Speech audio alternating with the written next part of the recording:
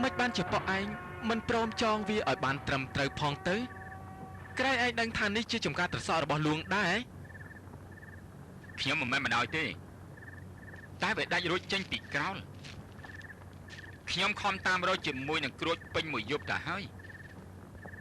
មិនដឹងជាវាមកដល់ទីនេះសោះ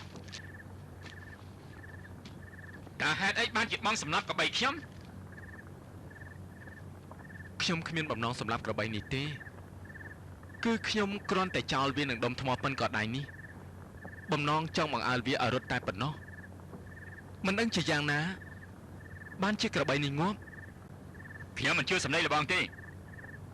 គឺលបងមានបំណងចង់សម្លាប់ក្របីខ្ញុំត្រូវតែប្តឹងចៅក្រម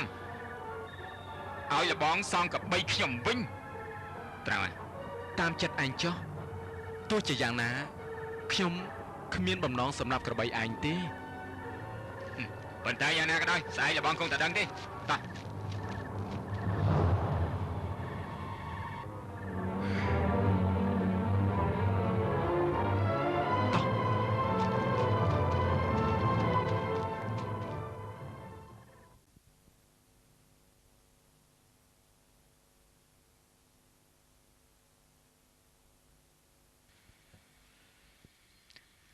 អស់លោកចៅក្រមកុំសង្ស័យត្បិតពញាជ័យម្ចាស់ចំការចោលក្របីខ្ញុំឲ្យមរណាគ្មានពិចារណារកខុសត្រូវខ្ញុំសុំឲ្យសងក្របីវិញតែជ័យតូមនិញរៀងញ៉ែញើសូមលោកចៅក្រមកុំស្ងៀមនៅជួយរកខុសត្រូវឲ្យខ្ញុំផងខ្ញុំគ្មានគំនិតចោលក្របីបក់ឲ្យខ្សិនខ្សៃសោះឡើយហងចោលនេះគ្រាន់តែមានបំណងឲ្យវាប្រែខ្នងត្រឡប់ក្រោយខ្ញុំចោលនឹងដុំថ្មតូចពិតក្នុងយប់ងងឹតពីចម្ងាយហេតុអីក្របីត្រូវពោះធ្លីពាក្យបក់និយាយមិនសមទេទោះសមមិនសមតាមមាត្រាអ្នកបានប្រហារក្របីគេត្រូវតែសងវិញកុំខ្នន់គ្នាកុំបាច់កិច្ចកែប្រែរកត្រូវ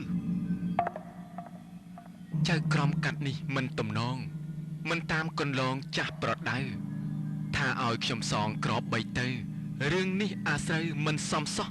គេលែងក្របីមកទាំងជប់ជន់ត្រសក់ត្រប់ខ្ញុំខ្ទេចអស់មិនដេចមិនរកហេតុផលត្រូវខុសបែរជាបន្ទោសខ្ញុំទៅវិញមិនដេចចោទថាយើងលែងក្របីចូលទាំងរាត្រីជន់ពីពេញក្របីខ្ញុំដាច់ខ្ញុំខំដេញគូឲ្យតូមនិញឈឺចុកចាំបើបក់ក្រួចមិនលែងក្របីខ្ញុំប្រពន្ធប្តីសូមឆ្លើយប្រាប់ថាពិតជាមិនប៉ងសម្លាប់ក្របីនោះស្លាប់ដោយចៃដន្យត្រសក់ខ្ញុំថែទុកថ្វាយស្ដេចក្រួចបក់មានល្បិចចង់បំភ័ន្តលែងក្របីឲ្យចូលមកជន់គួរដាក់ទោសទណ្ឌឲ្យតាមការរឿងនេះស្មុគស្មាញពុនពេកក្តាត់យើងមិនដឹងកាត់ឲ្យយ៉ាងណាបើចង់ឲ្យច្បាស់សាលាការ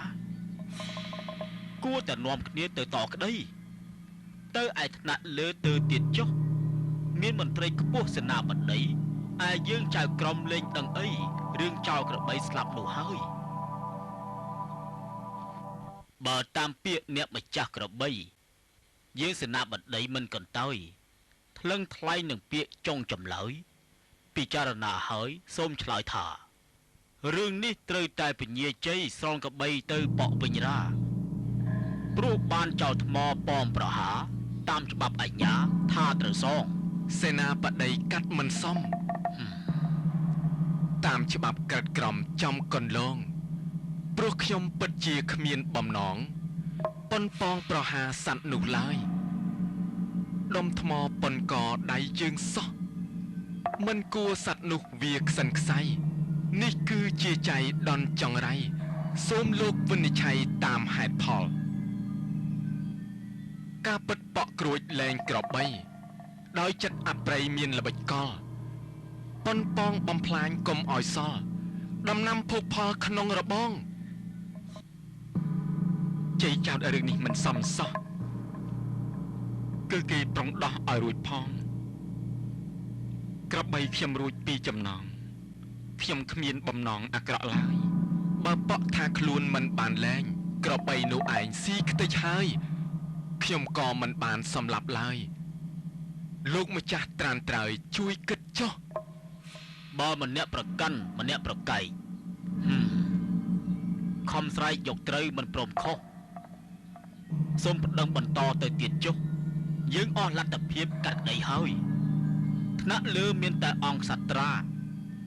មានព្រះបញ្ញាថ្លាមិនស្បើយអាចថ្លែងឆ្វេងយល់ឆ្លោះដល់ត្រើយអ្នកកុំព្រួយឡើយរឿងកាត់ក្តីអ្នកគង់តែរកឃើញយុត្តិធម៌កុំព្រួយញាប់ញ័រក្នុងហារតីដើមចោតគង់តែបានក្របីទ្រង់នឹងវិនិច្ឆ័យយ៉ាងពិស្ដារ ដើម្បីបញ្ជាក់ឲ្យអស់ចិត្តថាជ័យពិតជាបងប្រហារក្របីប៉ក់នោះឲ្យមរណាមែនឬយ៉ាងណាគង់តែដឹងត្រូវតែសាឡបងរឿងឡើងវិញ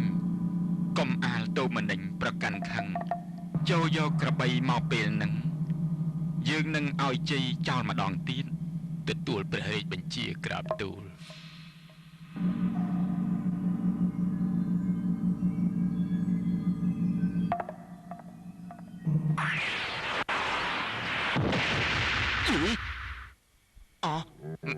មិនគួរជឿសោះ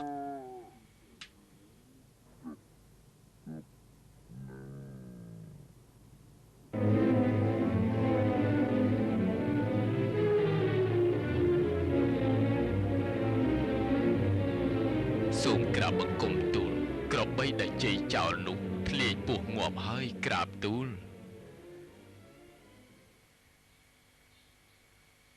ចូលជ័យចោលគ្រប់ក្របីទៅហើយចោលឲ្យត្រូវកុំឃ្លៀងឃ្លាតបើសិនជាវាត្រូវស្លាប់ទៀតយើងនឹងឆ្លាស់ឆ្លៀតកាត់ក្តីឲ្យ ទទួលព្រះរាជបញ្ជា ក្រាបទូល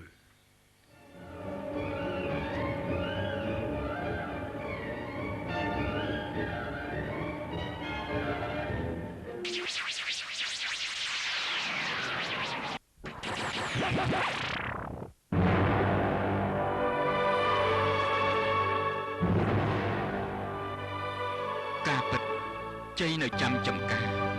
មិនបងប្រហារក្របីឡើយដោយសារដុំថ្មនោះឯងហើយចោលមិនខុសឡើយត្រូវហើយស្លាប់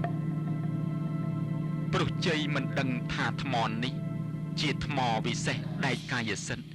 មិនមែនដូចថ្មធម្មតាពិតជាដែកកាយសិទ្ធិមហិទ្ធិឫទ្ធិក្រៃដូច្នេះជ័យពិតជាគ្មានទោសឯសត្វទាំងនោះដែលត្រូវខ្សែចាត់ទុកជាកម្មផលចង្រៃបកកុំសង្ស័យថយទៅរាថ្ងៃក្រោយត្រូវតែប្រុងស្មារតីកុំលែងក្របីចូលចំការម្ដងនេះមុខជាមានទោសាព្រោះឯងប្រាថ្នាបំផ្លាញគេ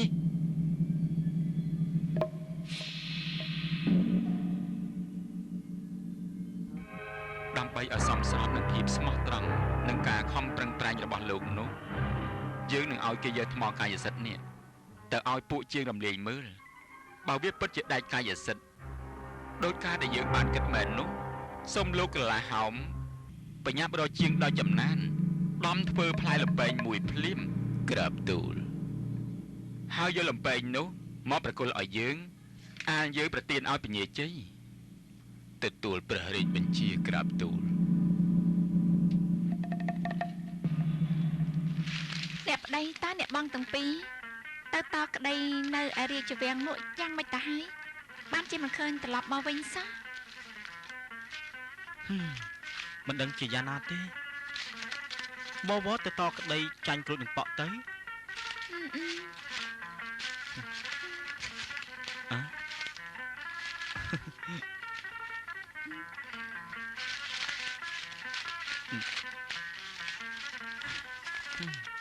តើព្រះអង្គកាត់ក្តីឲ្យយើងសងកបីទៅប៉ក់វិញឬយ៉ាងណាទេ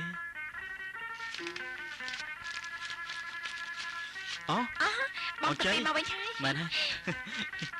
បងជ័យ បងជ័យ បងជ័យ បងជ័យយ៉ាងម៉េចដែរការកាត់ក្តីនោះយ៉ាងម៉េចដែរទៅបងជ័យ ព្រះករណាទ្រង់វិនិច្ឆ័យប្រកបដោយទស្សពិតរាជធម៌ប្រពៃណាស់គឺព្រះអង្គឆ្វេងយល់ថាដុំថ្មដែលបងចោលទៅនោះគឺជាថ្មកាយសិទ្ធិទើបបងមិនត្រូវសងក្របីទៅប៉ក់វិញ មិនត តែប៉ុណ្ណោះទ្រង់បានឲ្យគេយក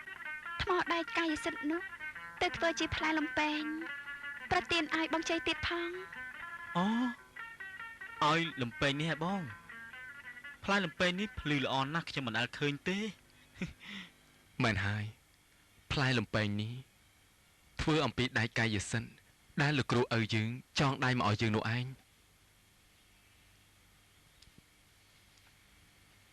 ព្រះករណាប្រទានមកបងទុកជាអាវុធការពាររក្សាដីចំការត្រសក់លួងដោយព្រះអង្គសន្មត់ឈ្មោះថាលំពែងជ័យទៀតផង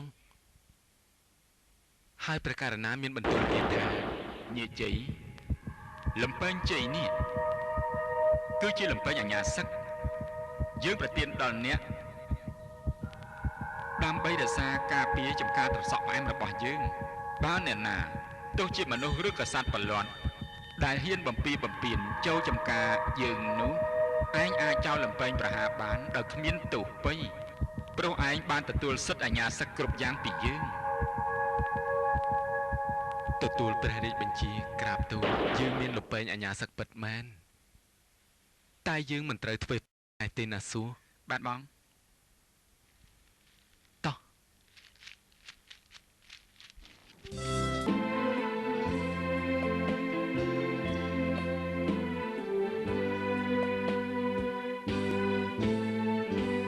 ថ្ងៃខែកន្លងជាប្រចាំបាន15ឆ្នាំទៅមុខទៀតជ័យសុខរស់នៅឥតចង្អៀតរវាងពីចាស់ជាមចំការតែងយកយីគេរំថ្វាយស្ដាប់មិនដែលភ្លាមភ្លេចមួយខែណានឹងត្រសក់ផ្អែមមិនខកការលោកក៏កាន់តែពេញហាត់ទៅ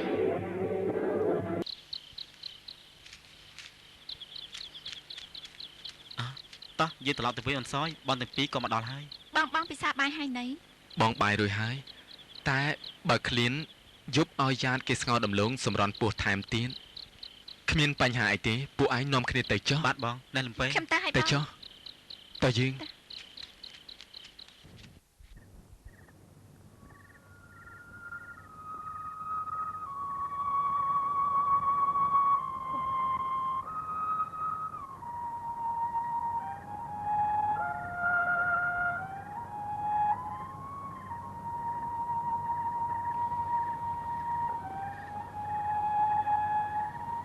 លោកមហាមន្ត្រីក្រាបទូលយប់នេះយើងអបសក់ក្នុងចិត្តពុនពេកណាស់នឹកចង់ទៅលេងចំការត្រសក់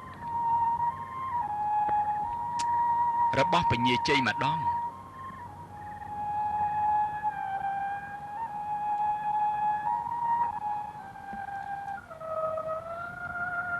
ព្រោះយូរមកហើយយើងមិនដែលឃើញផ្ទាល់ភ្នែកសោះព្រះអង្គយើងទៅពេលយប់ដូច្នេះធ្វើមិនកើតទៅនឹងតរអ្វីក៏ពុំឃើញច្បាស់ដែរម្យ៉ាងទៀតពញាជ័យយាមចំការនោះប្រុងប្រយ័ត្នណាស់ក្រាបទូល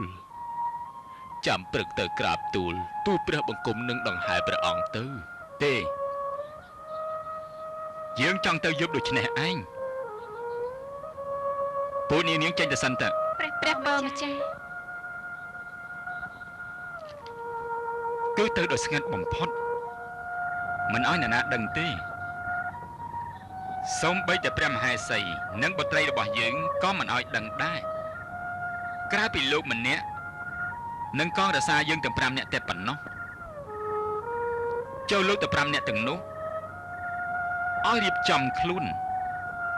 ហើយលោកនេះក៏ត្រូវតែជួយដំណើរយើងទៅដែរប្រហែលជាប្រការណាជាម្ចាស់ជីវិតមានបរិយាកិច្ចសំខាន់ហើយក្រាបទូល